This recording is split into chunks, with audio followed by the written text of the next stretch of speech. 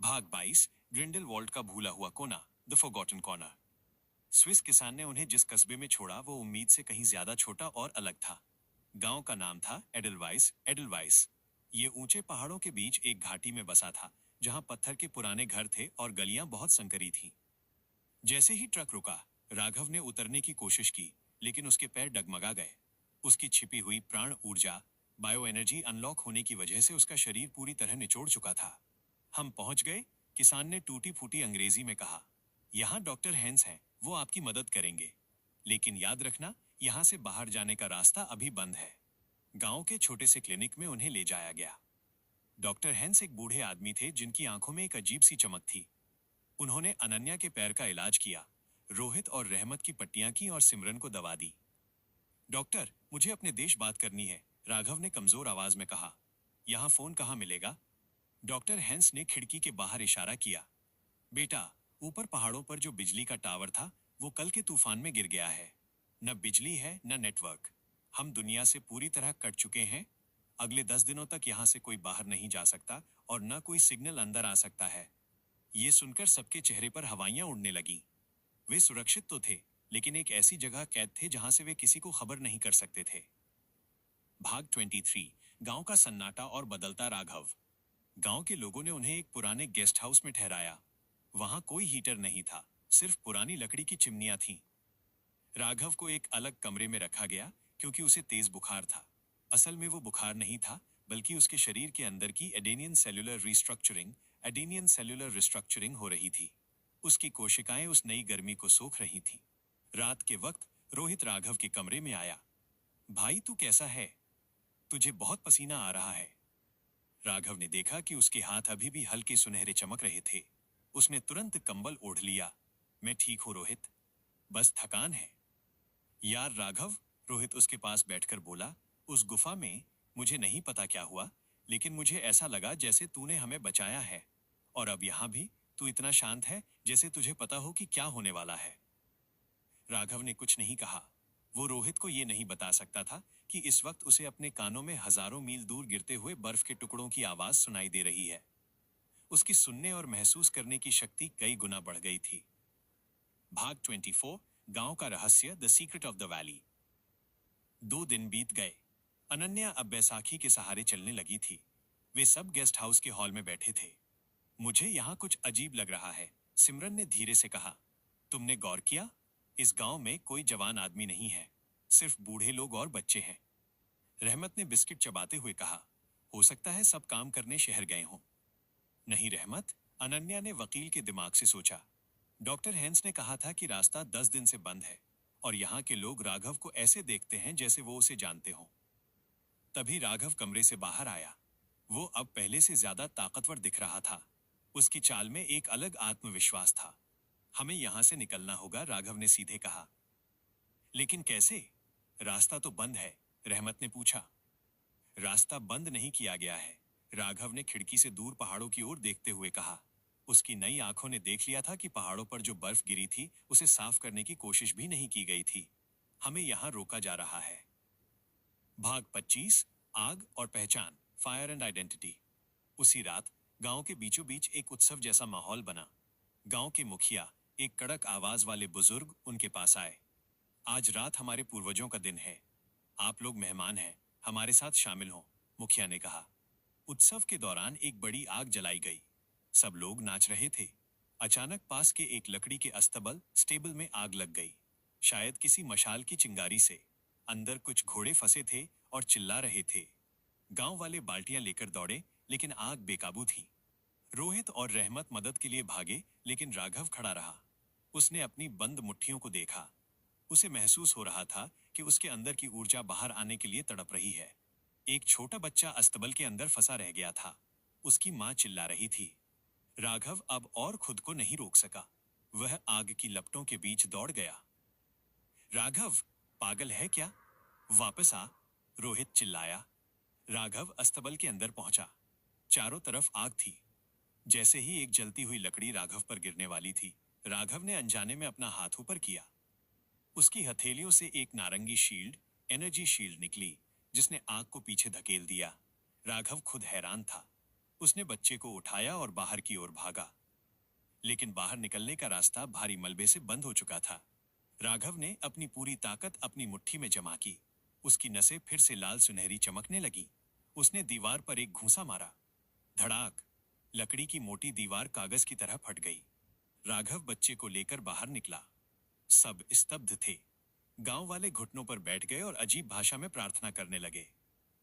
भाग 26। एडेनिया का प्राचीन संबंध। बच्चा सुरक्षित था, लेकिन राघव का राज खुल चुका था। रोहित, अनन्या और रहमत उसे फटी आंखों से देख रहे थे। मुखिया राघव के पास आया और झुककर बोला, हमने कहानियों में सुना था कि एक दिन सूरज का वारिस, एयर ऑफ द सन, इन पहाड़ों में आएगा। आप वही हैं। राघव ने गहरी सांस ली। आप लोग क्या कह रहे हैं? मुखिया उन्हें एक पुरानी गुफा के मंदिर में ले गया जो गांव के पीछे था। वहां दीवारों पर नक्काशी थी। वो नक्काशी वैसी ही थी जैसी राघव ने अपने पिता की पुरानी किताबों में देखी थी, एडेनिया की प्राचीन कलाकृतियां। हजारों साल पहले आपके पूर्वज यहाँ आए थे, मुखिया ने बताया। उन्होंने इस घाटी को अपनी ऊर्जा से सुरक्षित किया था। हम उनके रक्षक हैं। हमें आदेश था कि जब तक वारिस अपनी शक्ति को पहचान न ले, उसे यहाँ से जाने न दिया जाए। रोहित ने राघव का कंधा पकड़ा। राघव, ये सब क्या है? तू कौन है यार? तूने दीवार कैसे तोड़ी? और तेरे हाथ, वो चमक क्यों रहे थे? राघव ने अपने दोस्तों की तरफ देखा। अब वो और झूठ नहीं बोल सकता था। रोहित, अनन्या, मेरा परिवार एक साधारण बिजनेस परिवार नहीं है। हम एक प्राचीन सभ्यता से हैं। ये शक्तियां, ये मेरा सच है। भाग 27। अंतिम परीक्षा और विदाई।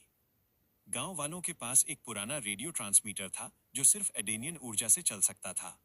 मुखिया ने राघव को वहां ले जाकर कहा, अगर आप इसे सक्रिय कर सकें तो आप अपनी दुनिया से संपर्क कर पाएंगे। राघव ने ट्रांसमीटर पर हाथ रखा। उसने अपनी नई शक्ति को नियंत्रित करना सीख लिया था। उसने धीरे से अपनी ऊर्जा मशीन में प्रवाहित की। टिंग! मशीन चालू हो गई। राघव ने तुरंत एक गुप्त कोड भेजा। कुछ ही घंटों बाद घाटी के ऊपर दो बड़े ब्लैक हॉक हेलीकॉप्टर दिखाई दिए। ये कोई साधारण रेस्क्यू टीम नहीं थी, ये राघव की अपनी आयरन शील्ड टीम थी। गांव छोड़ते वक्त राघव ने मुखिया को धन्यवाद दिया। हेलीकॉप्टर में बैठते समय रोहित ने राघव के पास वाली सीट चुनी। तो अब जब तू सुपरमैन बन गया है तो क्या हमें भूल जाएगा? राघव ने मुस्कुराते हुए रोहित का हाथ पकड़ा। इस बार उसका हाथ ठंडा था, बिल्कुल सामान्य। पागल है क्या? सुपरमैन को भी तो अपने लोइस और जिमी की जरूरत पड़ती है ना? अनन्या ने राघव की आंखों में देखा। राघव, सफर अभी खत्म नहीं हुआ है ना? राघव ने खिड़की से नीचे घटते हुए गांव को देखा। नहीं अनन्या, ये तो बस शुरुआत है। अब मुझे पता लगाना है कि मेरे पिता ने ये सब मुझसे क्यों छिपाया। जैसे ही हेलीकॉप्टर बादलों को चीरते हुए भारत की ओर बढ़ा, राघव ने महसूस किया कि उसकी कलाई पर तरुण भले ही न हो, लेकिन उसके अंदर अब एक उससे भी बड़ा सुपर कंप्यूटर और शक्ति जाग चुकी थी। दिल्ली वापस आने के बाद आरआर वेंचर्स के ऑफिस के नीचे बने राघव के गुप्त तहखाने, सीक्रेट बंकर में सन्नाटा था। ये वो जगह थी जहां आम लोगों का जाना मना था। यहां तक कि रोहित और रहमत को भी इस हिस्से के बारे में नहीं पता था। राघव कमरे के बीच में खड़ा था। उसके सामने आर्या खड़ी थी, उसकी बनाई हुई ह्यूमनॉइड रोबोट। आर्या की आंखें नीली रोशनी में चमक रही थीं और उसका धातु का शरीर किसी भी हमले को झेलने के लिए तैयार था। आर्या, सिमुलेशन लेवल 5 शुरू करो, राघव ने आदेश दिया। उसने अपनी टी शर्ट उतार दी थी। उसके शरीर पर अब कोई चोट का निशान नहीं था। स्विट्जरलैंड के घाव जादुई रूप से भर चुके थे। चेतावनी, राघव, आर्या की मशीनी आवाज गूंजी। लेवल 5 घातक हो सकता है। आपके वाइटल्स अभी स्थिर नहीं है। शुरू करो, राघव ने चिल्लाकर कहा। आर्या ने एक पल में अपनी गति बढ़ाई। वो एक सुपर सोल्जर की तरह राघव की तरफ झपटी। उसका मुक्का राघव के चेहरे की तरफ आया। आमतौर पर राघव को ब्लॉक करने के लिए तकनीक का सहारा लेना पड़ता, लेकिन इस बार राघव की आंखें सिकुड़ी। उसे आर्या की हरकत स्लो मोशन में दिखाई दी। उसने अपना हाथ उठाया और आर्या के धातु के मुक्के को हथेली में पकड़ लिया। धड़ाम!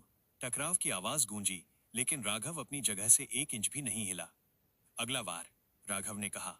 आर्या ने अपना दूसरा हाथ घुमाया।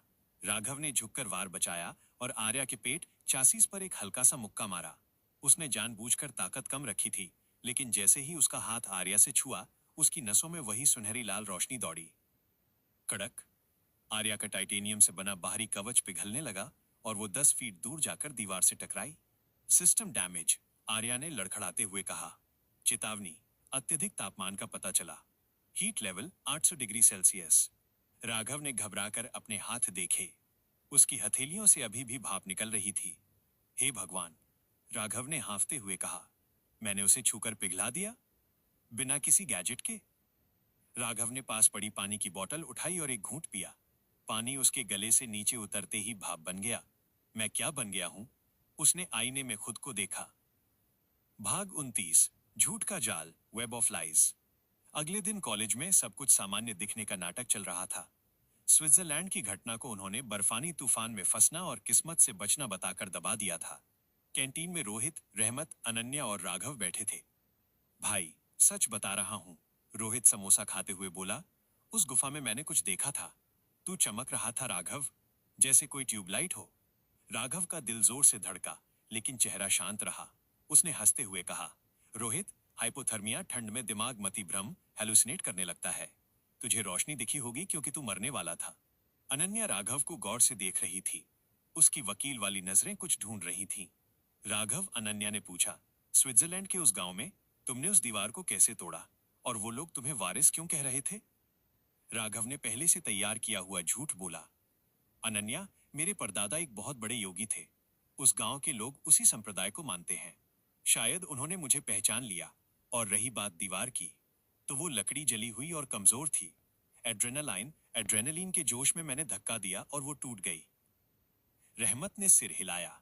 हाँ यार, डर के मारे तो इंसान गाड़ी उठा लेता है, दीवार क्या चीज है। राघव ने राहत की सांस ली। दोस्तों ने कहानी मान ली थी, लेकिन उसने उन्हें सबसे बड़ी बात नहीं बताई थी कि वो सिर्फ योगी का वंशज नहीं, बल्कि 2 निजी द्वीपों आइलैंड्स का मालिक है, जहां एडेनियन तकनीक का भंडार है। भाग 30, द्वीपों का बुलावा, कॉल फ्रॉम द आइलैंड्स। शाम को राघव हॉस्टल के अपने कमरे में था। उसने दरवाजा लॉक किया और लैपटॉप खोला। चूंकि एआई तरुण उसकी घड़ी खो चुकी थी, उसे अब लैपटॉप के जरिए अपने सिक्योर सर्वर से कनेक्ट करना पड़ रहा था। स्क्रीन पर एक मैप खुला। हिंद महासागर के बीचों बीच 2 रेड डॉट्स ब्लिंक कर रहे थे। एक, इंसुला एस्ट्रा, उसका मुख्य बेस जहां हथियार और डिफेंस सिस्टम थे। 2, इंसुला नोवा, उसका रिसर्च सेंटर और धन का भंडार। स्क्रीन पर एक मैसेज आया, चेतावनी, मास्टर तरुण ऑफलाइन है। बायोमेट्रिक स्कैन की आवश्यकता है। राघव ने अपना हाथ स्क्रीन पर रखा। लैपटॉप ने उसकी नई हीट सिग्नेचर को स्कैन किया। Access granted. Welcome king Raghav. Raghav ने रिपोर्ट चेक की। सर, आपकी अनुपस्थिति में दोनों द्वीपों पर हलचल है। ब्लैकसन संगठन आपके एडेनियन सिग्नल्स को ट्रेस कर रहा है। हमें डिफेंस सिस्टम अपग्रेड करने होंगे। राघव ने माथा पकड़ लिया। मैं यहाँ कॉलेज के असाइनमेंट करूं या अपने 2 टापुओं को दुश्मनों से बचाऊं?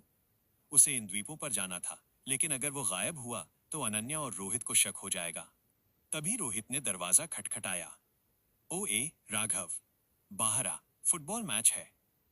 राघव ने तुरंत लैपटॉप बंद किया और उसे एक गुप्त दराज में छिपा दिया। आ रहा हूं।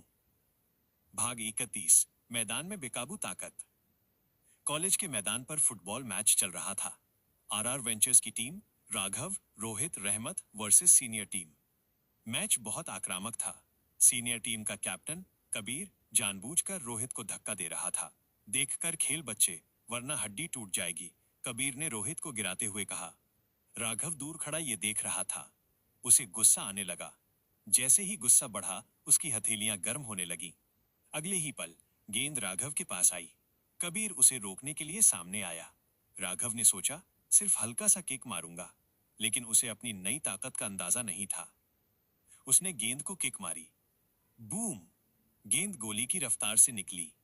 उसने हवा को चीरते हुए कबीर के बगल से गुजरी, बाल बाल बची और सीधे गोल पोस्ट के लोहे के खंभे से टकराई।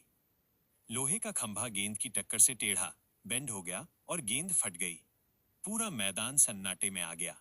रेफरी की सीटी उसके मुंह से गिर गई। कबीर की आंखें फटी रह गईं। ये इंसान है या तोप?